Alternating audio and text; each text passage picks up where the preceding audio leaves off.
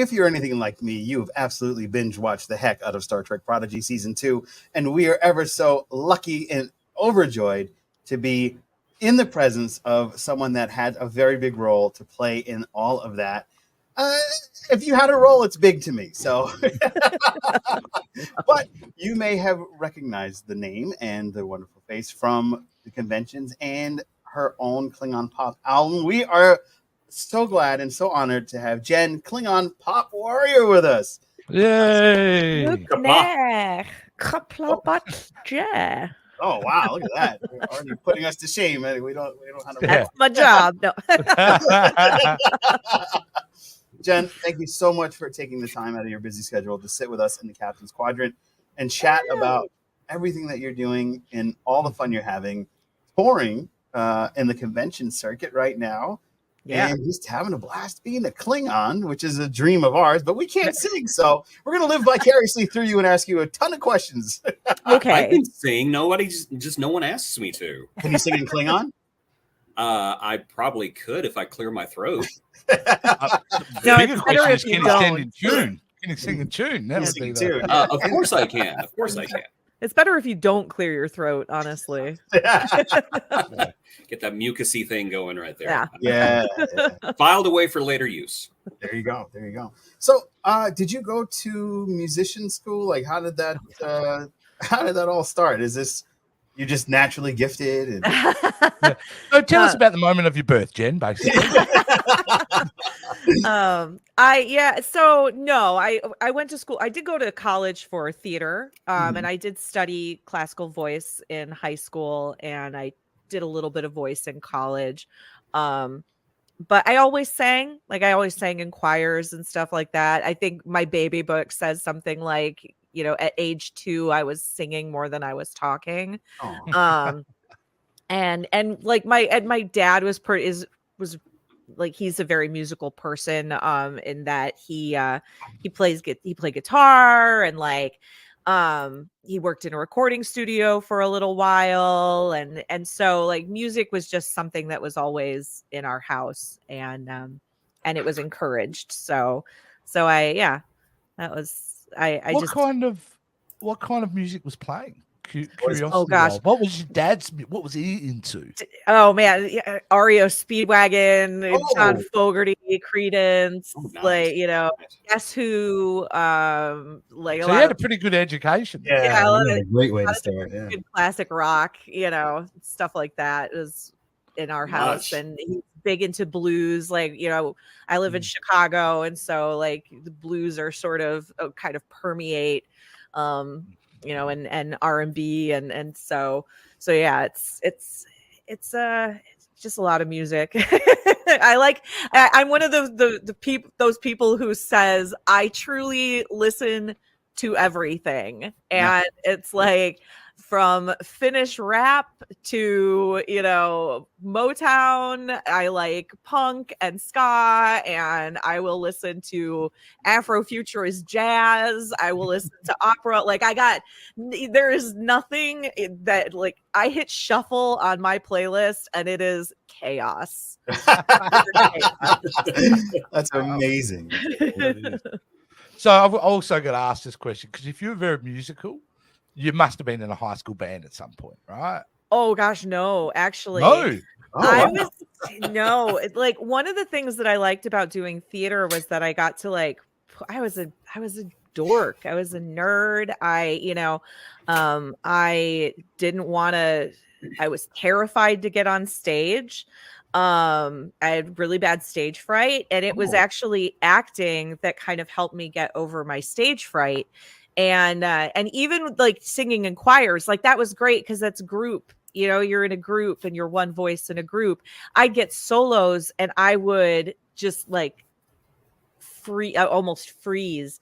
It was really acting that helped kind of like make me want to sing on stage like by myself.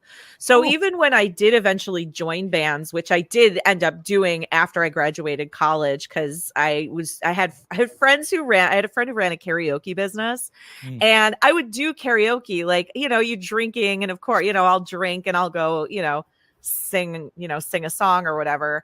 And liquid courage in that regard. And so, but I liked, that was just it. I think too, is like, I like rock and roll and blues and pop music. I have an unrepentant love of pop music.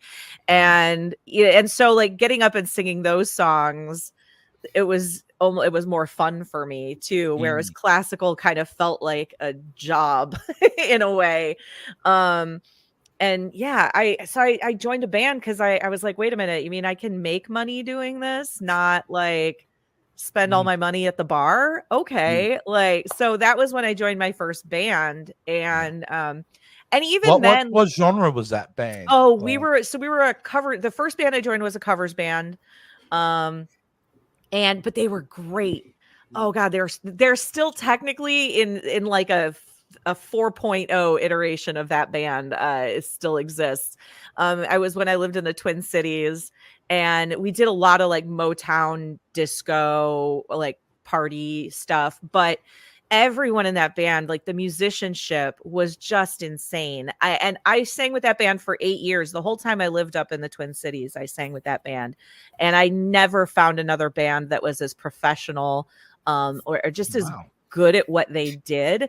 It was such a great education for like how to work with a band, how to be professional at gigs. And for that, like what I ended up kind of doing was I still didn't really drink when I performed. But I would, I had like my makeup, and we never wore jeans on stage. Like it was always like really like, we looked like nice on stage. Yeah. So that became its own costume.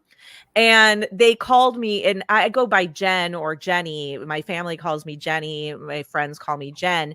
But in that band, they called me Jennifer. And the only time anybody ever called me Jennifer was when I was in trouble. but even that, like, it became like a character almost, like where I was just like, all right, I'm Jennifer now, and I'm getting on stage, and I've got, the rock star clothes and the makeup and the hair, and and so like it was like putting on like a little bit of an armor, and going on and doing my thing, and then I'd get off stage and be the same dork that I am, so yeah. All right, Jason Gaston. Well, met you up at Long Island TrekCon, which was a lot of fun, by the way. And my last impression of you was we were leaving, and you and J.G. Hertzler were singing a duet together. And of course, I'm sitting there packing up the table, and I just hear this melodic Klingon opera coming out of the dealer room, and I'm just like, is that Klingon Pop Warrior in there with Martok? Yeah, doing sutai-toQqul. I know. How does one approach a concentrated ball of awesomeness like J.G. Hertzler and just say, hey, you want to sing something in Klingon together? So I knew that he knew the Warrior Anthem because I had seen him at I'd seen him at other conventions, and our tables were next to each other all weekend. We had like a little Klingon corner. And so I noticed that. Me and JG was right next to me, and then across was the Klingon shop. And and so all weekend I was kind of like, do I ask him? It would be really cool, like, and I had heard somebody say that he knew about me, and he was looking for like, and so I finally like got up the courage. I was like, hey, would you be when things slowed down, because that was the other thing, was like his table was pretty much always bumping, and I didn't, I'm like, I'm not the kind of person who's gonna like, hey, sing a song with me, like. So I just kind of waited until it was a little bit of a quiet moment. The con was winding down, and then, asked if he would be, if he'd be willing or interested to sing it with me. And he was totally game. So I was like, this will be great. And yeah, I was very happy to get to do that and post that little video. It was fantastic. It really was. Yeah. So how did you end up learning Klingon? And then singing in Klingon, like, how was that transition? So I was an actor who got a gig I'm always very honest about it. I was not like a big Star Trek fan growing up. I actually did watch a little bit of Next Gen and Deep Space Nine in high school, but I did theater and choir and stuff like that in high school. And I worked a part-time job and I had homework, like I was really busy. And back in the 90s when it was on, our VCRs were programmed to record my mom's soaps. So if there was nothing that was gonna stop you, like you're recording mom's soaps, universal thing.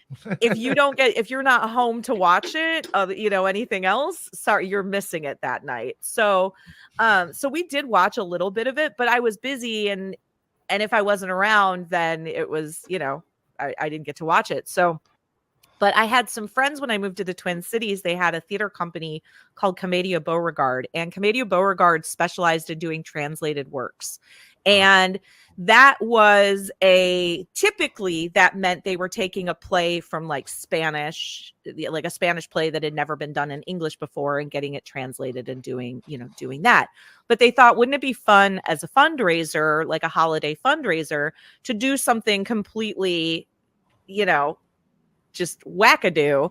And so they decided to have some folks who knew Klingon in the area to translate A Christmas Carol by and it was like a 45-minute sort of like one act kind of thing. And they did it as a holiday fundraiser for the theater company. It was a huge success. They sold out the run. It was a big deal. So people were like, and people who missed it were like, you're going to do it again next year. So they brought it back again the next year. And they added some extra scenes to it. It got a little bit longer. And then they did that for like 3 years running. And then year 4, I had moved back to Chicago. I'm from here originally, and I got a message from my friend who ran that theater company that was like, hey, we're gonna bring a Klingon Christmas Carol to Chicago. And so they stayed with us while they were apartment hunting and and stuff like that. And I was like, I was like, what do I have to do to get in this show? Because I'm like, I love niche theater. Like, as a theater person, like the goofier black box kind of, like experimental, like what I was just like, what do I have to do to get in this show, Chris? And Chris knew me as an actor because I had done a show for his theater company. But like, this is something completely very different. And he was like, are you allergic to latex? And I'm like, no, because you gotta wear a prosthetic forehead. And he's like, he's like, come to the auditions, we'll see how you do with the language, and we'll go from there. So I auditioned just like everybody else did, but I was able to pick up the language really quickly, and just how to speak it. And so I ended up getting cast. I was Emily Cratchit. So I was actually Mrs. Cratchit. And I did get to sing one song, which was the Klingon Warrior anthem that I sang with JG at Trek Long Island. And I heard recordings of it. So I look it up, it's online. And I'm just like, it descends into chaos. Every recording of the song, it reaches a certain point where people are really confident and then they are not.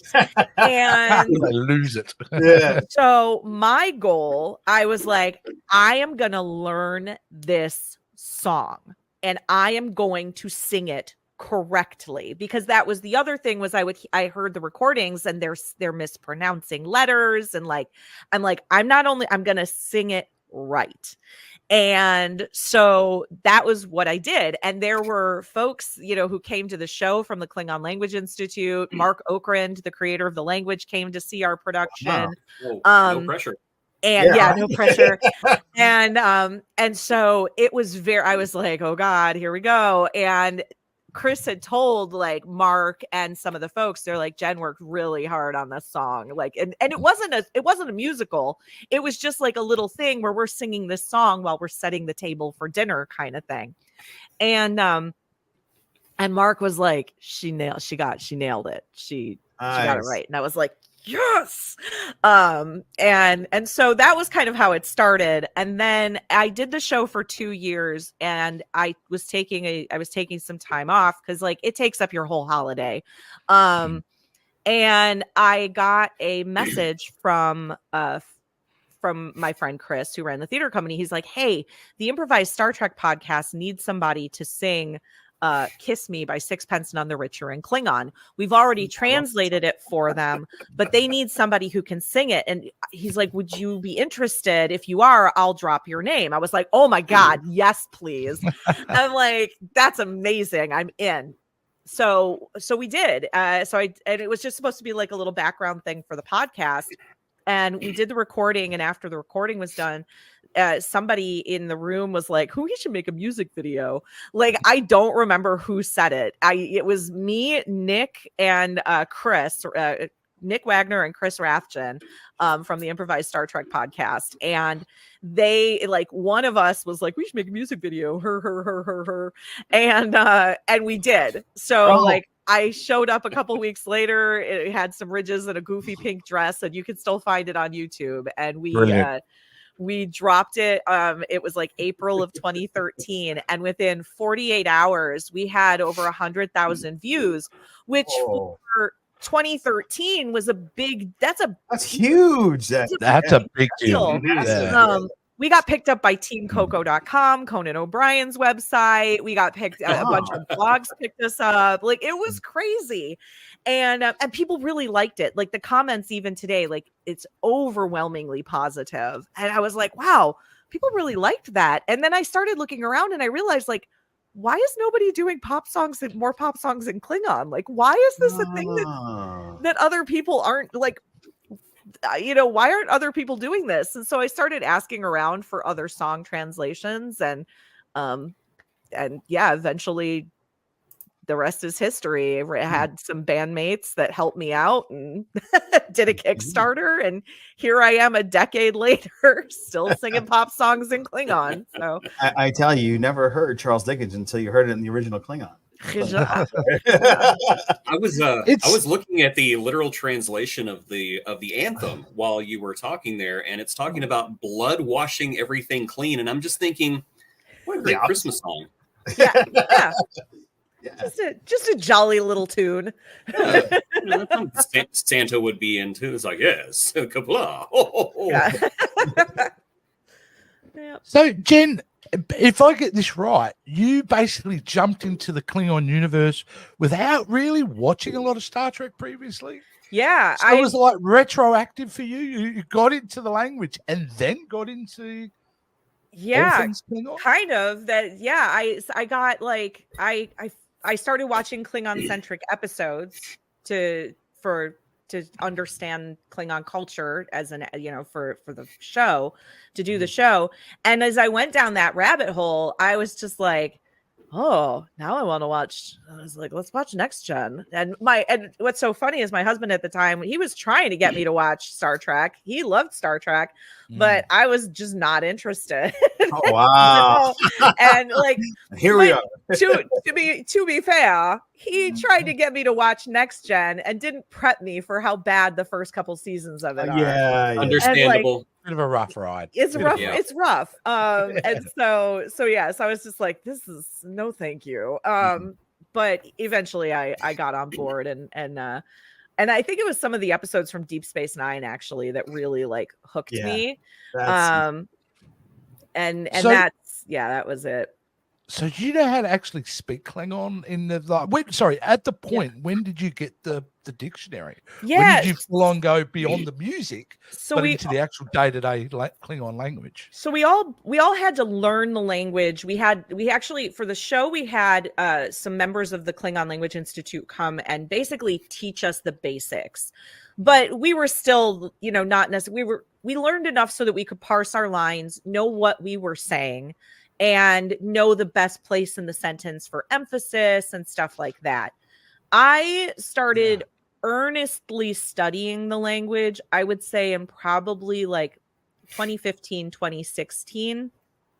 I had other folks provide translations for my songs, and I was starting to reach this point where I'm like, I would have a lot more leeway to do songs that I love if I can translate them myself. And then I just have to find musicians who would be willing to play, no scrubs and Klingon. I'm sorry. I'm just going to my memory, dancing in no scrubs. Oh, I remember. And so that was when I really started. And for me, it was always about the translation process. I was more interested in being able to translate over necessarily being conversationally fluent. I typically will say I'm a beginner level speaker. There are folks who would disagree with me and say I'm advanced, but when it comes to holding a conversation, it's such a different skill set. And I am constantly like, I recognize that prefix, but I don't know anything that was in between it. My vocab is not always where it needs to be. So, I mean, I can follow it up with the fact that it's such a specific language in the way things are said. Like, a minor change of a word can contextually change the sentence, correct? So, it's tough. Like, all due respect, that is a tough language to take on board and to do it, and it takes a lot of skill. So that's really incredible. My favorite sort of phrase that kind of demonstrates how the meaning can get changed very easily with just a couple of tiny tweaks is this phrase called the phrase is bom de uwij cacao, and bom de uwij cacao means it basically translates to the memory of you sings in my blood. Oh, that's sweet. Yeah. And it's something that I sing in My Heart Will Go On, the translation of My Heart Will Go On that I do. Well, when I was working on I worked with a friend. The first song that I helped translate was Mother by Danzig. And there's a line in that song in the original that's not about to see your light, but if you want to raise hell with me, I could show you what it's like till you're bleeding.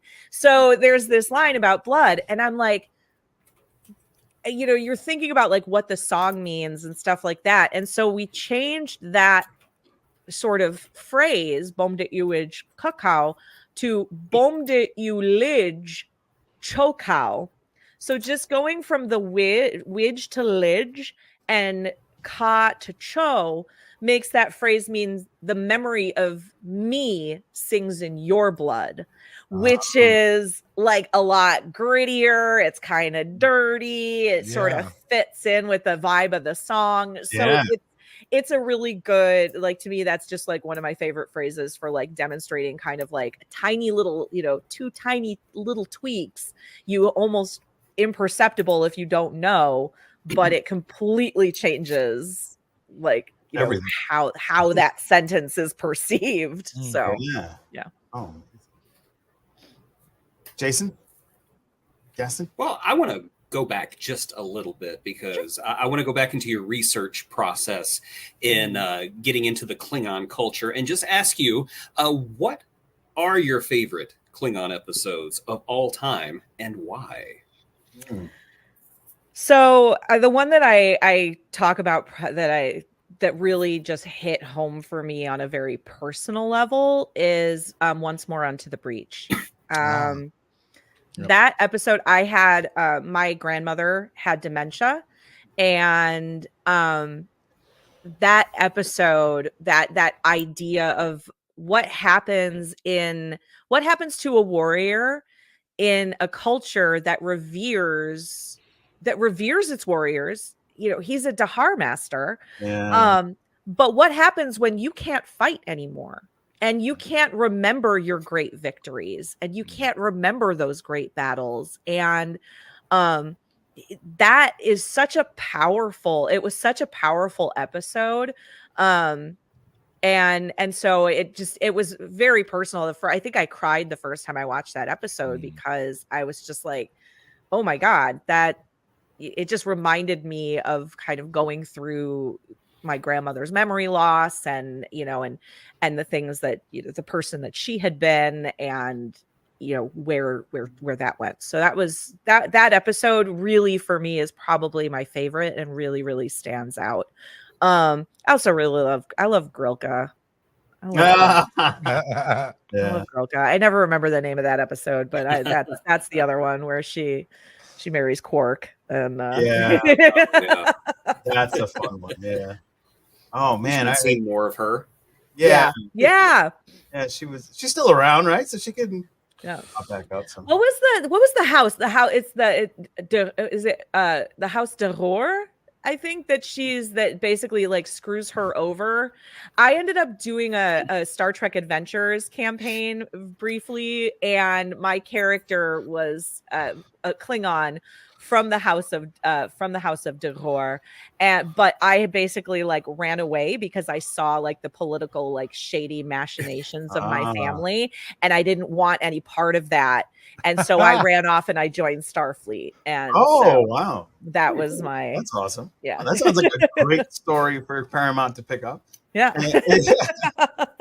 And speaking of which, we know that you're the person to seek when it comes to Star Trek Prodigy. How did that connection come about? How did you get? Oh my gosh, amazing! That's got to be like probably one of the most fun things. Yeah. Yeah, as a fan. I'm a fan creator. At the end of the day, my music project is a labor of love.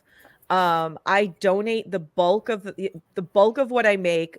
Once I like cover my costs for things, I donate the money. Oh, wonderful. And amazing. And so like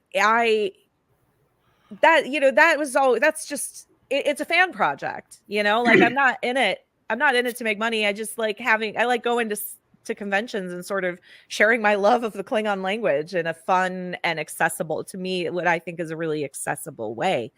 And that got me noticed by the VP of Star Trek brand management at CBS. And I hustled the talent show on the Star Trek cruise 3 years in a row, and won/tied for the win every year that I did it.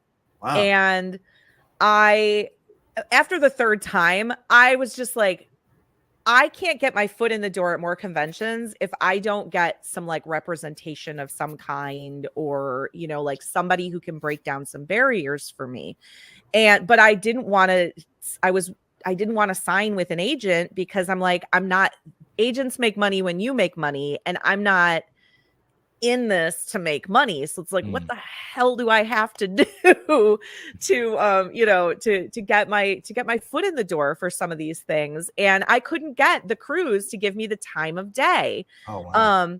Which was crazy to me, because one of the last nights of one of the cruises, I went into one of the bars. Like I was just wandering through the ship near the end of the cruise, wander into one of the bars, and there's a woman singing cover songs in English. And I sat there for 15 minutes, and of the like 4 or 5 songs of hers I heard, I sang 3 of them in Klingon. Oh. And I was just sitting there like, seriously? why am I not doing? Why is this not me? Like, Yeah. So I was really motivated by that, of being like, these are my people. Like, these are the people I should be singing for. And so I ended up reaching out to him after the 2020 cruise, which ended, it was the first week of March 2020. Oh, that was going to be my question. Yeah, when was that in 2020? Yeah. And so he actually responded to me very, very quickly. I got his information online, but I had a friend who was willing to make an introduction as well. And I was just like, look, you probably don't know who I am. At the time, I didn't know that he knew who I was. But I was like, this is what I do. And I want to be respectful. What do I have to do to stay in your good graces and keep doing what I'm doing and get into more conventions? And he was super nice about it. We had a few back and forths, but there was a lot going on at that time. One of the things that I didn't know is that was around the time of the Viacom merger. That was happening around then.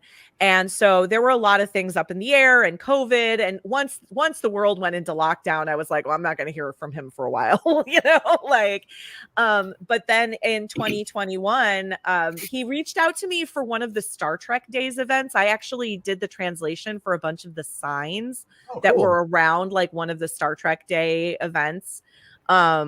And then, so I did that. And then he reached out to me in, it was the spring of 2021. And he's like, I might have something for you. Can I call you?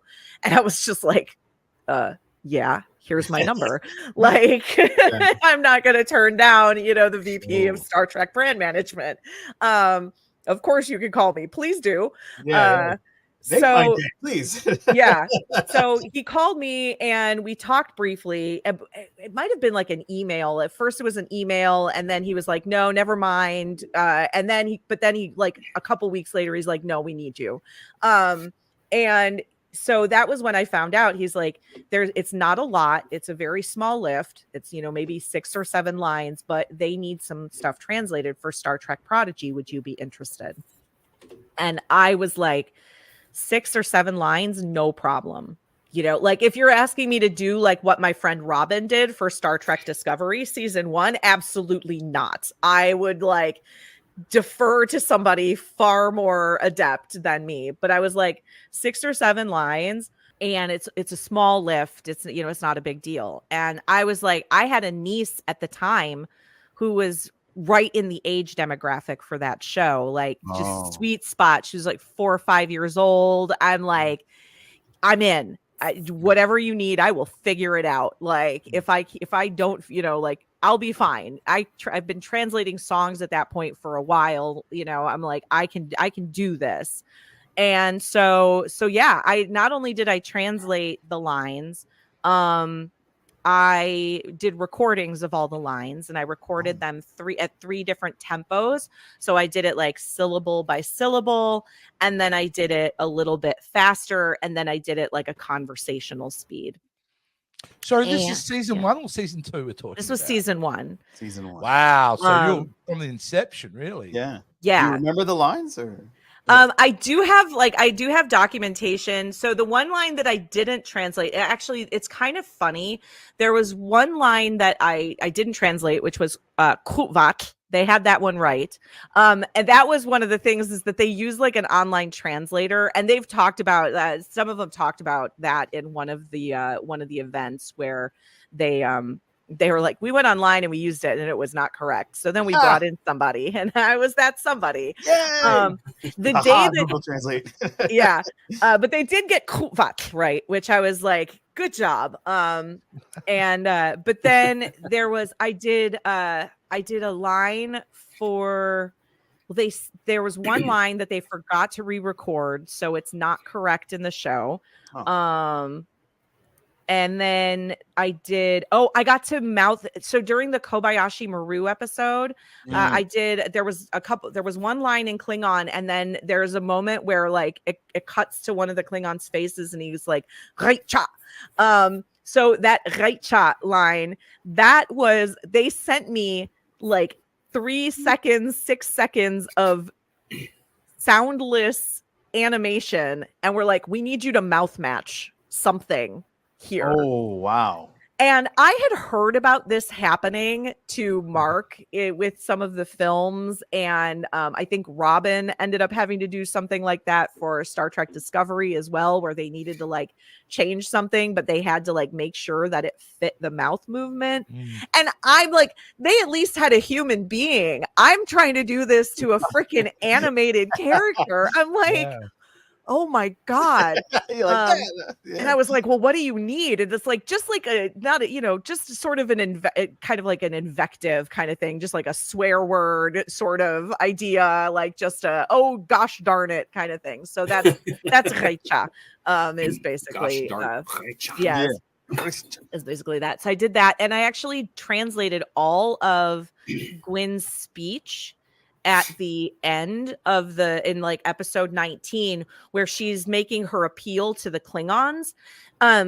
I translated the whole speech, but what they ended up doing was only using the first 2 lines in Klingon, because they did like this pan around with the kind of thing with the camera where it was like it starts on her, and as it comes around you hear the translator kick in and it goes into English. The best line that I got to translate was the one that the Klingon captain says on that ship, which was done by voiced by Deborah Wilson from Mad TV, which I loved in college.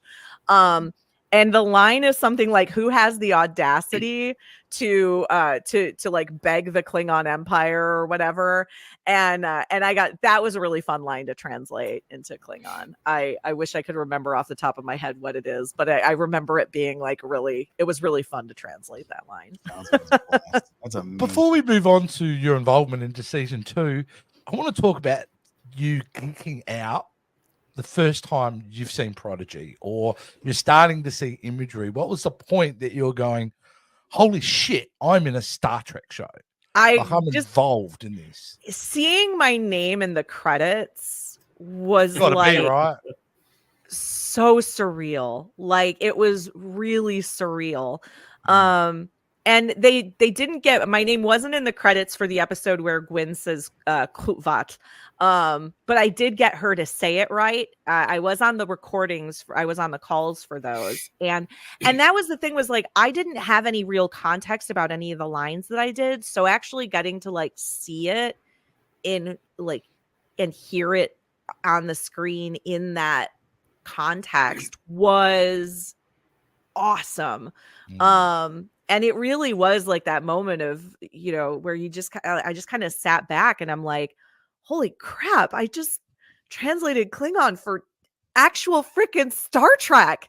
Yeah. Like, oh my God. Like, I mean, you're literally part of the Star Trek family now. You are part of canon. You are forever now. You are attached to the franchise that you love. That has got to be, like you said, surreal, kind of bizarre and humbling and all that wonderful stuff. Oh my gosh. One of the coolest moments was during like one of the like Comic-Con at home. There was like a Comic-Con at home panel, and it was happening it happened the same weekend as ghaH, which ghaH is the annual gathering of the Klingon Language Institute. Oh, nice. And so we were doing it online, and during that thing, they talked about the fact that there was Klingon. There was going to be Klingon language in the show. They like dropped that little nugget that there was Klingon, and they said like they were interviewing they had the Hagman brothers, and they had Ella Purnell, and Kate Mulgrew, and I think Jerry O'Connell was like he was moderating it. Oh, cool. And when they dropped that little bit, they're like, yeah, we had gone online and we used a translator, and then we found out that was very wrong. So they brought in somebody to do the translation. And Ella Purnell was like, oh yeah, she was wicked. And I was like, Ella Purnell called me wicked. Yeah. And they and everybody thought, because Ella specifically said everybody thought it was my friend Robin who had done the Klingon for Discovery. And I was sitting on camera, like we're on like a Discord, we're all on Discord for the ghaH, the ghaH event. And on camera, mic's on. And as soon as somebody was like, brought it up, I was like, mic off. And then I just did like a look to the side, like somebody was like in the room, but nobody was in the room, because I was like, I got to get off camera. I got to get off camera right now. And like turned off my camera and like walked away. And they were all like, Robin, you did the Klingon for it? And Robin was like, I wouldn't be able to tell you even if I did. And so she was just like playing the NDA game, and I'm like, I'm running away. And yeah, because then it took like a year before I could actually talk about it. And yeah, it was crazy. That was probably like also the moment where I got to say to the KLI, like, no, it was me. It's me. I did this. I made this amazing. I did it. So if I screwed it up, I'm sorry, but yeah. That's incredible. That's incredible. Yeah, it's just wild. It's really wild. Sorry, I'm having a little bit. Yes. Somebody else take the question because I like. Oh, okay, sure. Hurt myself. One of the things I also want to kind of bring up was the fact that it's wonderful, it is great, but you put a lot of work into this. You probably put your 10,000 hours. You know that theory, put 10,000 hours into anything and you become an expert. And I mean, because you've done the hard yards over the year. How many years has it been, just before I go on? 10. So I started the Pop Warrior project. The first EP was in 2014. So this is the year 10 years. And that whole time too, I've been also been raising money for Children's Miracle Network hospitals. So Excellent. This is not just the 10th anniversary of the Klingon Pop Warrior project. It's the 10th anniversary of me participating in Extra Life, which is like my most favorite event that I do every year for the Pop Warrior. I do like this big 24-hour live stream. It's bonkers. So yeah, it's just like, it feels great. It's I don't know. It's not only you're talented, you're multi-talented, but you're also a better person than I am with all that donating charities. So you're donating. Bravo. Bravo.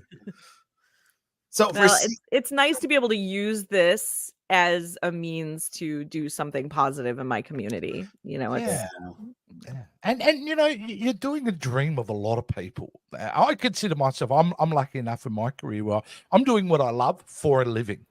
Yeah.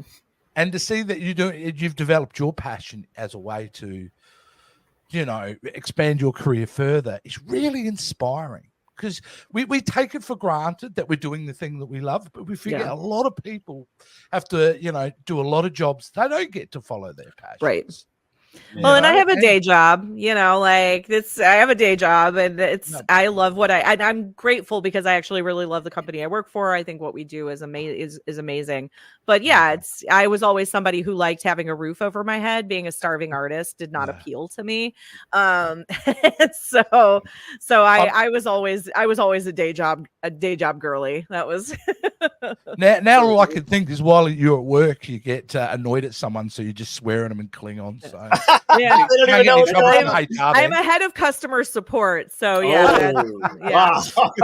God. That's making me wonder: is this like a Clark Kent Superman kind of situation? Or everybody at work actually knows what everybody knows about it.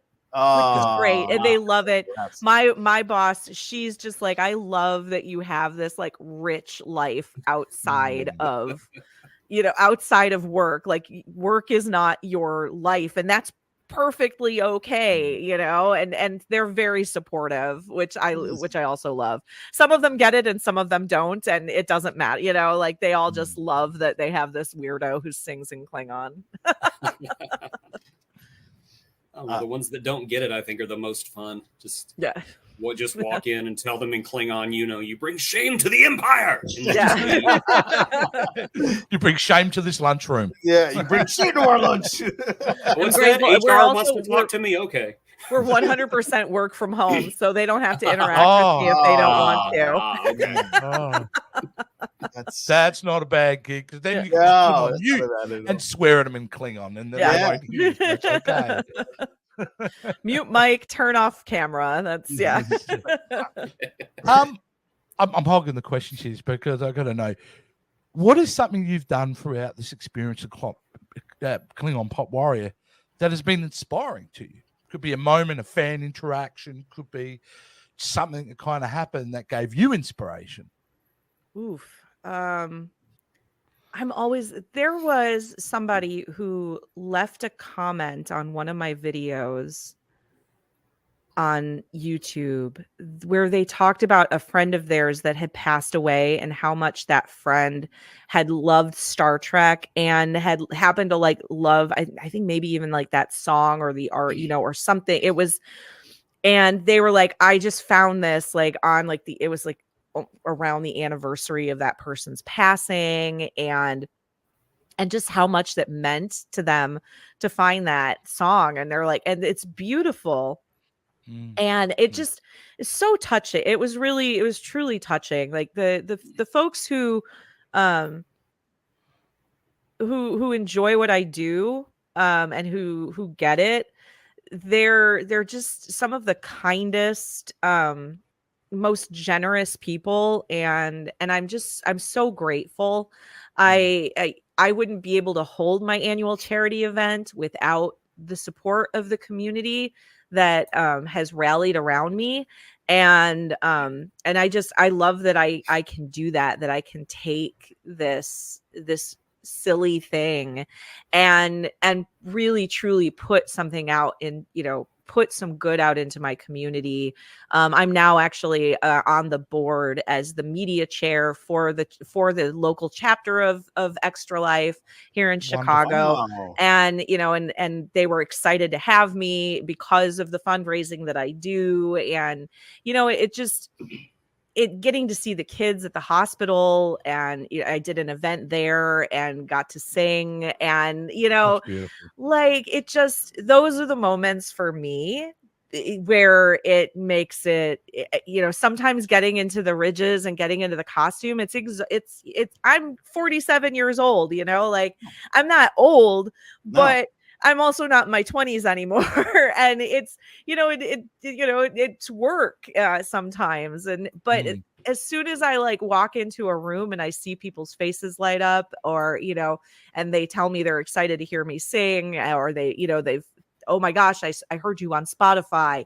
Like my heart just like explodes. It's just really. The thing is about you too, is that not only are you very talented, you're very accessible as a human being, and a lovely human being in the short interactions we have. So in your presence, you feel like you're getting kind of a warm blanket thrown. Yeah. Aww. And that's, I think, one of the things I think people are attracted to what you do, is because you can't fake that. You can't pretend that. You are who you are, and people love honesty. So yeah.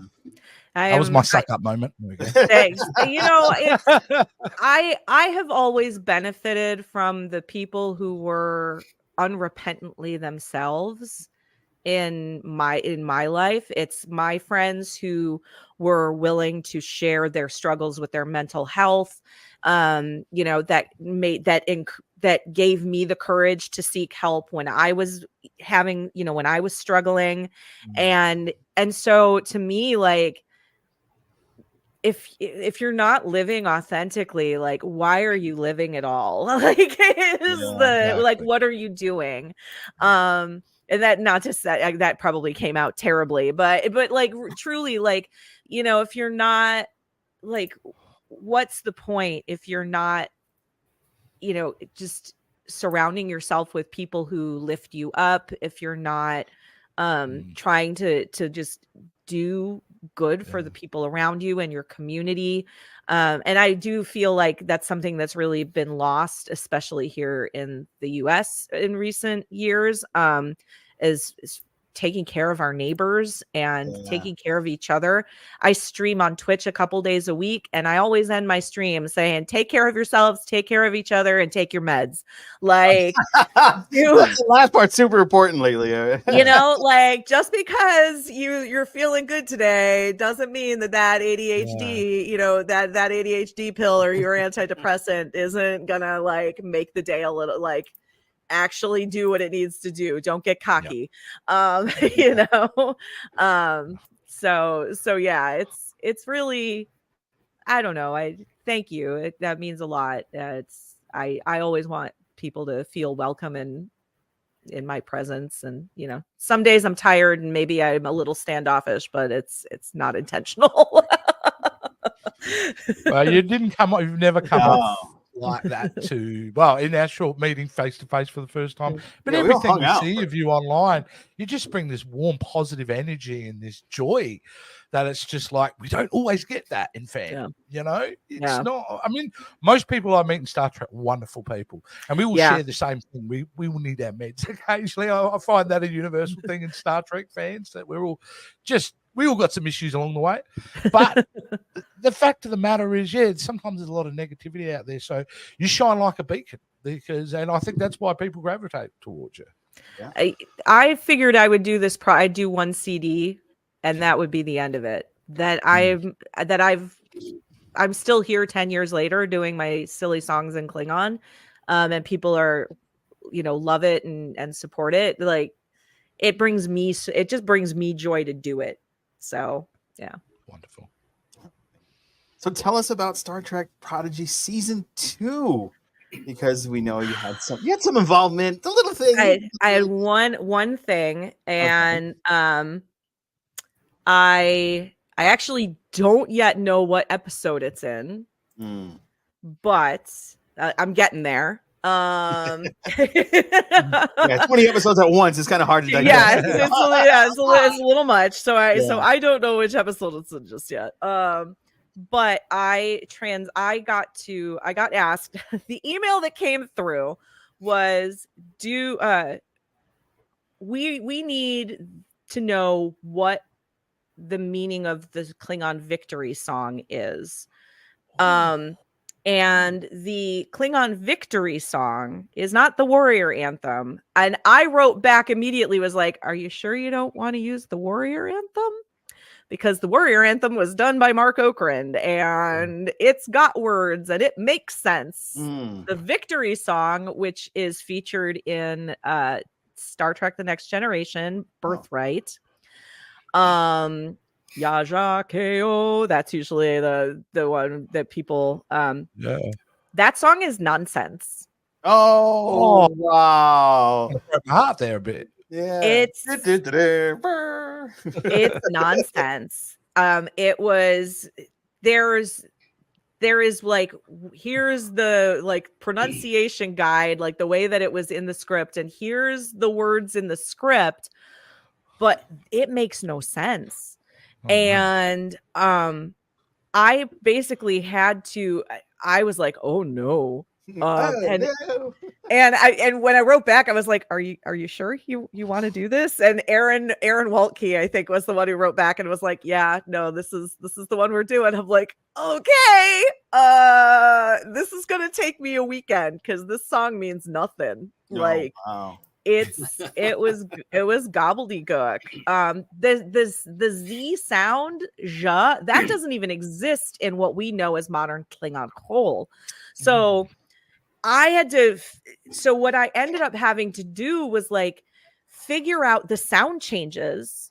So I had to be like, okay, so this sound and like this letter is now gonna be, it has become this. So this is like ye old Klingon. And now we are taking ye old Klingon, like Chaucer's freaking Canterbury Tales. Oh, Chaucer. And trying to figure out what the hell this means, or like what the modern Klingon equivalent is to these sounds that aren't used in modern Klingon. And so that I could get words that made sense so that I could tell them what to use for the subtitles. Wow. Okay. So just wow. Wow. So they wanted was the English translation, but I was like, it's not that simple. It's not, I can't just pull this out of my butt. Like that song has been on the Klingon wiki forever. And it's one of those things that has been talked about in the Klingon language community. It's been debated. There have been, some folks have tried to make translations of it and, and things like that. And I'm like, I can't screw this up. No pressure. Back to no pressure. Like, no, like of all of the things that I did, I took as much time doing that one project as I did everything for season 1, because I'm like, I cannot screw this up. This is now going to become canon. Yeah. Like whatever they put on the screen is going to become canon. Yeah. And shit.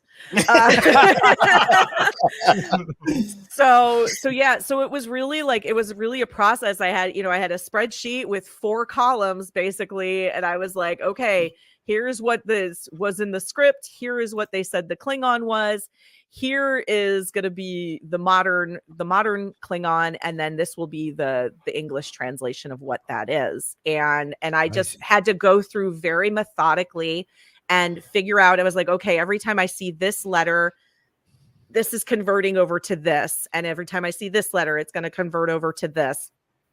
And then once I did that, I put it all back together. I kind of just like pieced it together. I was like, okay, does that make sense? And then when, is that a word? It became kind of like, is this a word? Is that a word? It was me like, then I'm like going back and forth with the dictionary. Like, that's not a word, but this is, and that kind of fits. So if I can do, and really just trying to figure out what the modern Klingon whole is, so that I could go from the modern Klingon whole to actually give them a legitimate translation of what that would be. And when I finished, I actually desperately emailed my friend Robin, who I knew was busy, but I was like, I need to talk to Mark. Oh. Do you have Mark's email address? Because I couldn't find his email address. And I actually emailed Mark Okrand, and I was like, can you please look at this for me? I'm like, please can you just look at this and tell me what you think? And he actually gave a really great, there was a J sound, I think it was, that he's like, or it was the Z sound. Like it was basic. Yeah, it was that was right. It was like the J sound but it was kind of pronounced as like a zh. And I had made it a hard J, and I just didn't like the translation. I'm like, this is kind of what they're singing, but I really don't like it. It doesn't really make sense. And he was like, well, sometimes, because his background is linguistics, and like his like PhD dissertation, I think, was in like a dead language for an indigenous tribe. Wow. And so he's like, this sound often goes from a J. He goes, I know this is going to sound really weird, he's like, it oftentimes morphs into a Y. And I was like, interesting. And the fact that this is the victory song, Yai actually means victory. So I'm like, if I change that to Yai, and it becomes, instead of Yaja Ko, it's, Yai Ah, and like that becomes, I'm like, that's perfect. That means like great victory.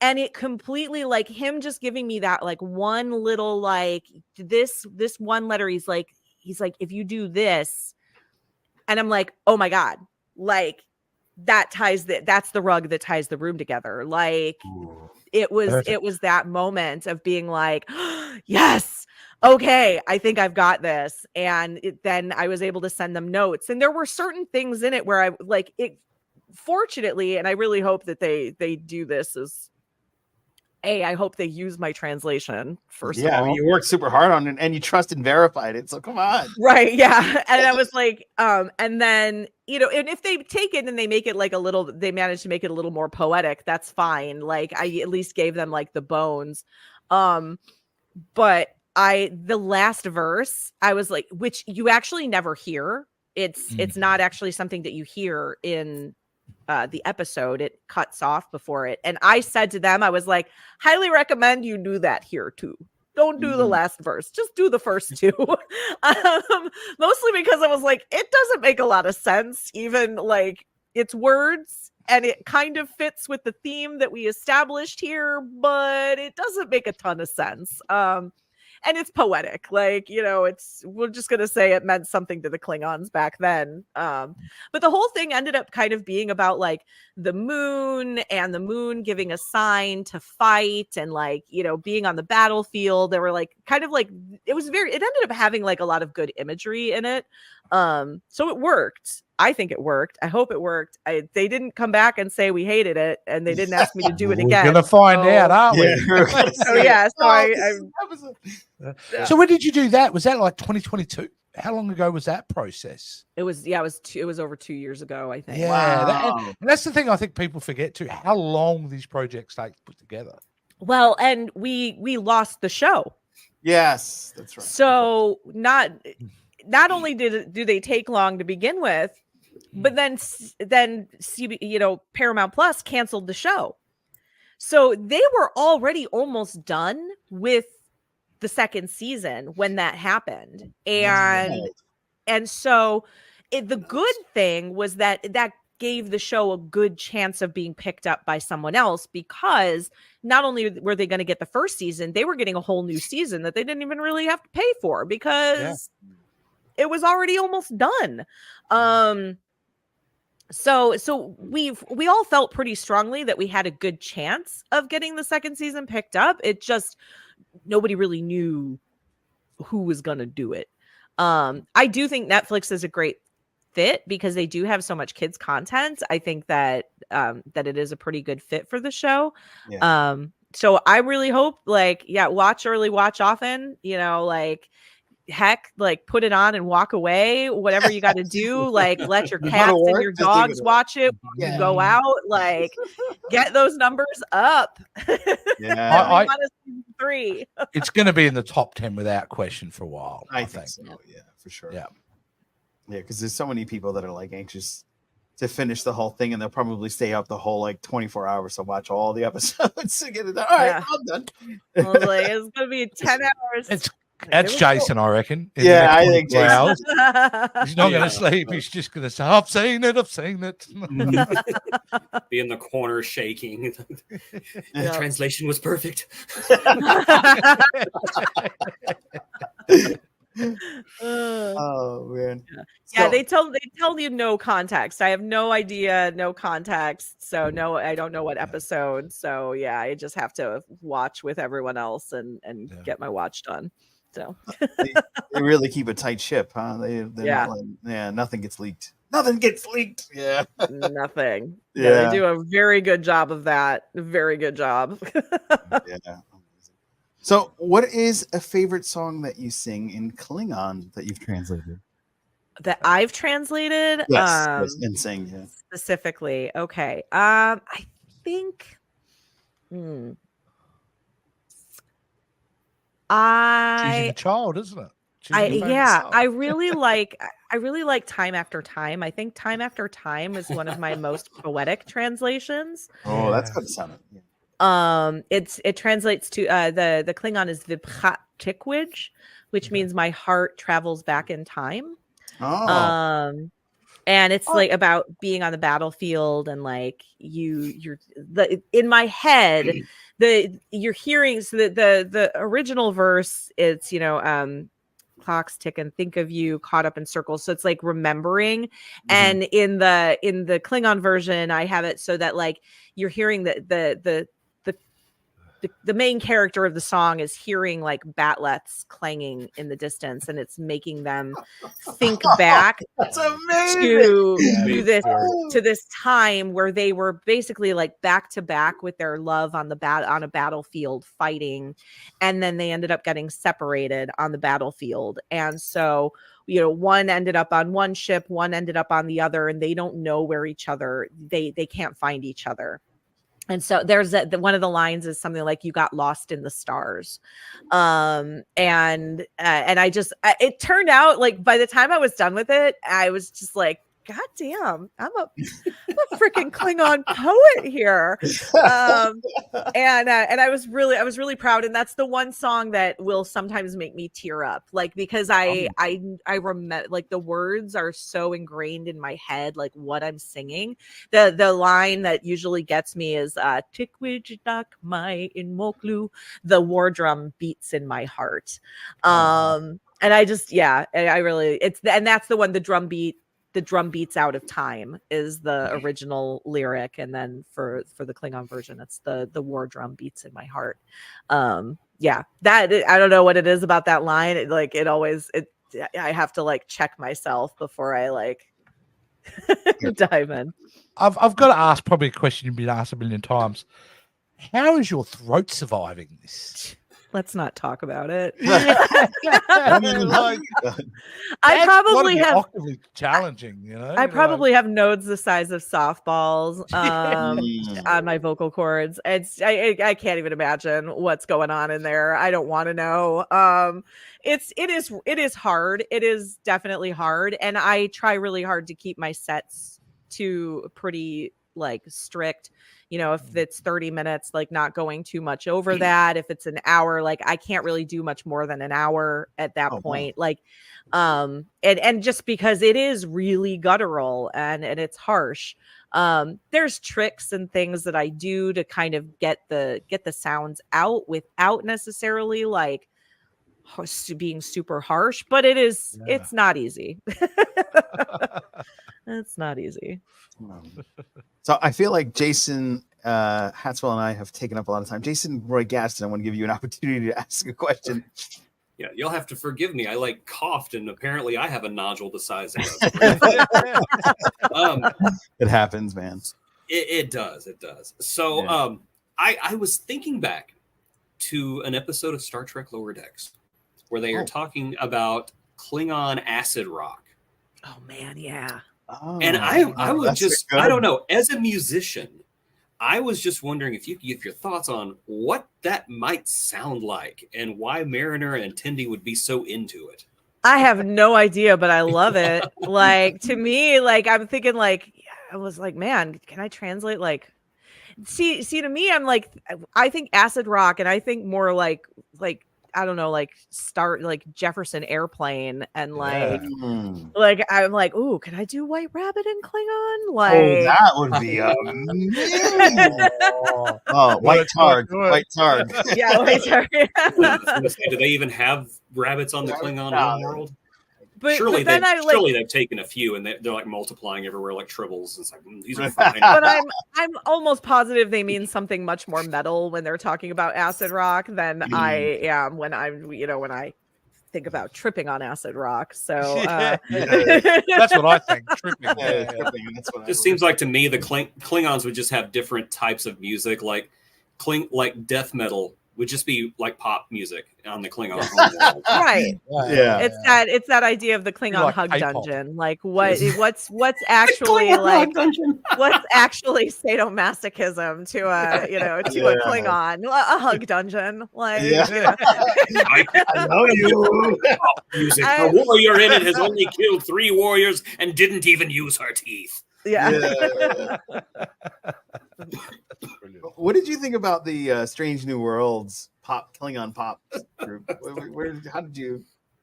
I loved it. Yeah, because for me, I was like, they just gave like a canon reason for why the Klingon Pop Warrior could even potentially exist in the Star Trek universe. It validated your existence. It honestly, to me, I was like, Jenbom was like an ensign, like down in the lower decks. And everybody on, that everybody on that ship was dancing. It wasn't just the people on the view screen. Right. Everybody was breaking out into song once they ended up in there. And I was like, and Ensign Jenbom down in the the Klingon lower decks was like, that was awesome. And like went home and became a Klingon pop star. That's my story, and I'm sticking it's to your it. origin story. Love it. Yeah. That's what I've decided. So amazing. Well, I think we're going to wrap it up. We've had so much wonderful time with you. What an amazing experience to go from fan to translator to Klingon Pop Warrior and have so much fun in the space along the time doing it. A million thanks to you. What's thanks in Klingon? There isn't really like there isn't really usually they don't thank, it's just you say use manners a lot. There's like if you're talking to like a group, like if I'm standing in front of a group of people, like you are multiple, I would say Château, which basically means I appreciate all y'all.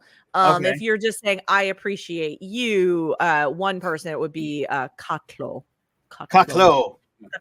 I'm assuming that translates into you're the one I want to kill the least. Yeah. It is like Clo actually is like appreciate or thank. Typically though, you're supposed to have like an object or like there's something that you should attach to it to be like, I appreciate you because of this thing that you did. Yeah. But at this point, like in the Klingon language community, like people will just, we'll use it. And occasionally like the old timers will be like, you can't use, you gotta blah, blah, blah. And we're like, okay. We'll like, okay, boomer them. And, no, I love it. I love them. I've just got one final question for you, Jen. And that is, what are you excited about now? We've just spent an hour and a bit talking about your past, what's led up to you. What's getting you excited at the moment? What are you looking forward to? So when this episode airs, I will have been at, I've got a performance coming up on July 12th. So it might be around the time that this drops. July 12th is a live performance here in Chicago with a group called Rocks Geek. And my friend Dawn it's her dance performance troupe, and they do like nerdy belly dance and stuff like that. She's most well known as the belly dancing Wookiee. If you've ever seen the belly dancing Wookiee online, that's my friend Dawn. That's cool. And so, it makes sense. You have friends like that too. Totally makes sense. I know they're amazing. And so yeah, we're doing a sci-fi speakeasy, sci-fi and fantasy speakeasy night with me. So I'll be doing Love is a Battlefield that night, and Dawn will actually be doing she'll be in Klingon Ridges and doing a sword. Like a sword belly, like a belly dance sword routine. And then I'll be singing at least one other song that night. And then at the end of this month is ghaH, the Klingon Language Institute's annual gathering. It's the great meeting of the Klingon Language Institute. Last year was our first in-person one since 2019.